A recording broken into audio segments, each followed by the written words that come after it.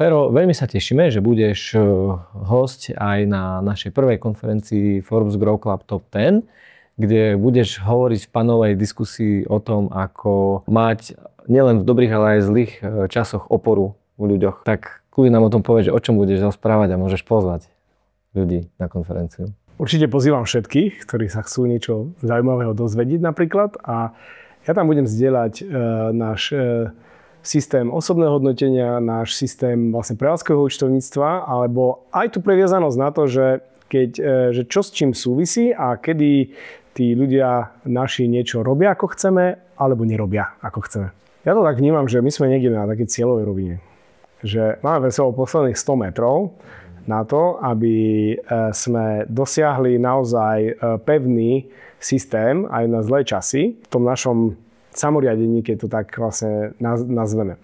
A je to vlastne systém prevádzkového účtovníctva, čiže akože sú tam také dva pointy.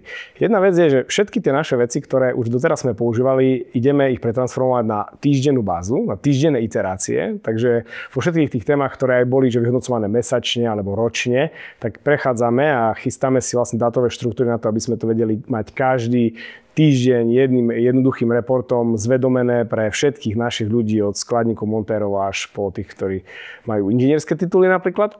A druhý moment je vlastne zavedenie prevádzkového účtovníctva, takže zavedenie nejaký systém predpokladov, čo by koľko malo stáť alebo v akej hodnote by malo byť. Tí všetci kolegovia na tých jednotlivých pozíciách majú možnosť ovplyvniť, teda svoje ovplyvniteľné zložky a môžu sa dostať s tými nákladmi aj pod ten náš predpoklad, a o tú sumu, ktorú sa dostanú nižšie, tak my 60% z tej sumy im dáme do odmeňovania.